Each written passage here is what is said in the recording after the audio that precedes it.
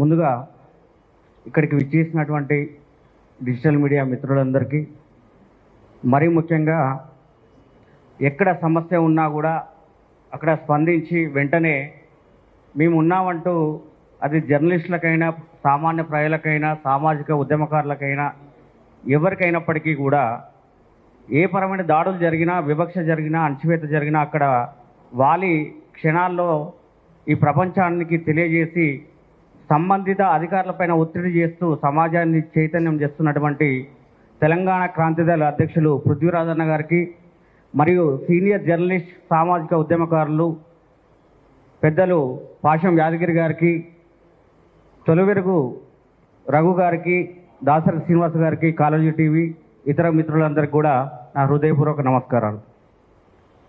జరిగింది ఏమిటంటే, ఒక జర్నలిస్టుపై దాడి. ఎందుకు జరిగింది ఈ దాడి?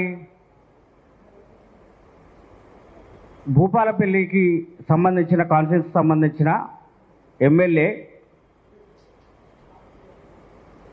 తన బినామీ లేదా తన అనుచరుడు మధు వంశీరావు అనే వ్యక్తి కొంతమంది సామాన్యుల యొక్క భూమిని, కొంత అసైన్డ్ భూమిని తను కబ్జా చేయడానికి ప్రయత్నం చేస్తున్న క్రమం. దాన్ని చాలామంది జర్నలిస్టులకు, ఎవరైతే ఆ భూమి పట్టాదారులు ఉన్నారో, ఎవరైతే ఆ భూమి సొంతం ఉన్న వాళ్ళు ఉన్నారో, వాళ్ళు చాలామంది జర్నలిస్టులకు లేదా పోలీసు అధికారులకు, సామాజిక ఉద్యమకారులకు కూడా తెలియజేయడం జరిగింది. కానీ ఎవ్వరు పట్టించుకోలేదు. ఆ క్రమంలోనే ఈ జర్నలిస్టు రవణ అనే వ్యక్తి తన ఒక లోకల్ యూట్యూబ్ ఛానల్లో పనిచేస్తూ ఉంటాడు. తను స్పందించి ఈ యొక్క కథనాన్ని ప్రసారం చేయడం జరిగింది. ఇక్కడ ఒక డౌట్ చాలామంది వ్యక్తం చేస్తున్నారు, అసలు జర్నలిస్ట్ అంటే ఎవరు, ఏంది అని. రాజ్యాంగం ప్రకారం ప్రాథమిక హక్కులలో కల్పించినటువంటి హక్కు ప్రకారం ప్రజల కోసం ప్రశ్నించే ప్రతి వాడు జర్నలిస్టే. దానికి ఇంకో కులమానం అవసరం లేదు. ప్రజల కోసం ప్రశ్నించేవాడు, ప్రజల్ని చైతన్యం పరిచేవాడు, ప్రజా సమస్యలపై గొంతు నిలదీసి పోరాడేవాడు ఎవడైనా జర్నలిస్టే. దాంట్లో digital, satellite, print, electronic media అనేది అవసరం లేదు.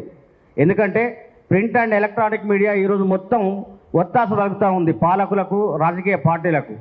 ఇప్పుడు ప్రజా గొంతుకగా ఉన్నది కేవలం డిజిటల్ మీడియా మాత్రమే. ప్రజలు కూడా విశ్వసిస్తున్నది కేవలం డిజిటల్ మీడియాని మాత్రమే. అలాంటి ప్రశ్నించే వాళ్ళను, డిజిటల్ మీడియాలో పనిచేసే వాళ్ళను జర్నలిస్టులు కాదంటే ఇంకెవరిని జర్నలిస్టులుగా మేము కులమానంగా చూస్తారనేది ఒక పెద్ద ప్రశ్న. కాబట్టి ఈ యొక్క దాడిని ఖచ్చితంగా నా వైపు నుంచి ఖండిస్తూ, ఎవరైతే దాడికి ప్రోత్సహించిండో, ఎవరైతే ప్రత్యక్ష దాడులకు పాల్పడ్డారో వాళ్ళ మీద ఎస్సీ ఎస్టీ అట్రాసిటీ కేసుతో పాటు అటెంప్ట్ మర్డర్ కేసు తక్షణమే ఎఫ్ఐఆర్ చేయాలి. దాంతోపాటు నా చిన్న విన్నపం ఏంటంటే, ఆ మధ్యలో మన తొలివెలుగు రగన్న ప్లస్ దాసరి అన్న మనకంటూ ఒక డిజిటల్ మీడియా ప్లాట్ఫామ్కి ఒక సంఘాన్ని ఏర్పాటు చేసినట్టుగా అప్పుడు విన్నాము. దాన్ని లీగల్గా ఒక రిజిస్ట్రేషన్ చేసి, వీలైతే ఒక లాయర్లను, ఒక టీమును మనకంటూ ఏర్పరచుకొని దాన్ని పటిష్టపరచాలని కూడా మీకు ఈ సందర్భంగా విజ్ఞప్తి చేస్తున్నా. ఈ అవకాశం ఇచ్చిన మీ అందరికి కూడా థ్యాంక్ యూ సో మచ్.